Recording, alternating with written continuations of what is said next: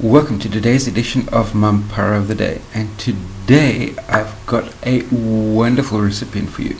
It is the South African Broadband Planning Commission, and they've made the following announcement as far as broadband internet in South Africa is concerned. Bearing in mind that broadband internet in South Africa is effectively completely controlled by the state-owned monopoly called Telkom. They're not allowing any competitors in terms of fiber optic connectivity to come into South Africa, so in order to maintain the complete monopoly for the state-owned entity. Now this is what the Broadband Internet Planning Commission had to say. South Africa's broadband internet strategy aims to achieve 100% broadband coverage at 10 megabytes per second speed and 80% broadband coverage at 100 megabytes per second speed by the year 2030.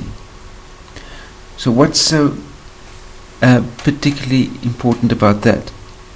Well, I'm pretty sure from the point of view of those in South Africa, the possibility of getting 10 megabytes per second or 100 megabytes per second is a major improvement on where your internet is at the moment.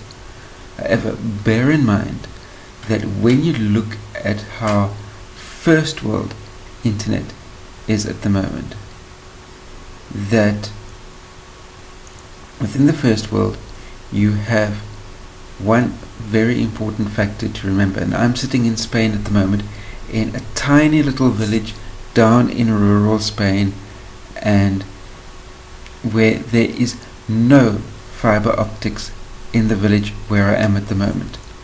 And so what I'm able to tell you there, is that in this tiny little village down in the rural southern Spain, where there is no fiber optic connectivity, I'm on a broadband speed of 30 megabytes per second, which is 3 times what South Africa is looking at as their base level to be able to achieve over the next 16 years. The main city center hubs around Spain, city that I lived in about a year and a half ago, for instance, where there is a fiber optic backbone within that city, that the internet there is running at 400 megabytes per second. That's 4 times the value that South Africa is hoping to achieve over the next 16 years. So why does the South African Broadband Internet Planning Commission get my Mampara of the Day award?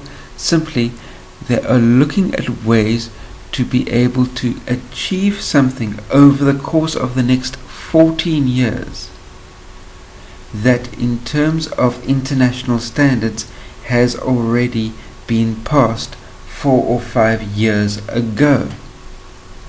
So really, to be able to achieve 10 megabytes per second internet speed in today's day and age with the technology that is available to the South Africans is an absolute no-brainer. You should be able to be there already. You don't need 14 years to get there, because I can assure you by the time you've taken 14 years to get to 10 as your general baseline, the rest of the world will be on 200 or 300 megabytes per second as their base average. So seriously, South Africa, get your act together.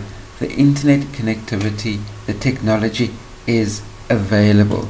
You've got 5 fiber optic cables ready to dock into South Africa to bring you this decent international type level internet speed, but you choose to stick with the Telkom type service that is absolutely crippling your ability to be able to trade globally within the virtual trading arena. That's my take on the matter. Post comments, questions, criticisms you may have in the comment section down below. Thumbs up if you like this type of content.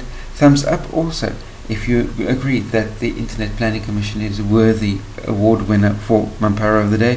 Thumbs down if you think that South Africa's internet speed is perfectly adequate as it is at the moment, and really to be able to work your way up to 100 megabytes per second speed over the next 16 years or 14 years is a totally reasonable type of internet demand for you to make. Then give this video a thumbs down. Also remember that if you're new to my channel, hit that subscribe button down there as well, and last but by no means least, try not to get yourselves lost or killed, and I'll see you tomorrow.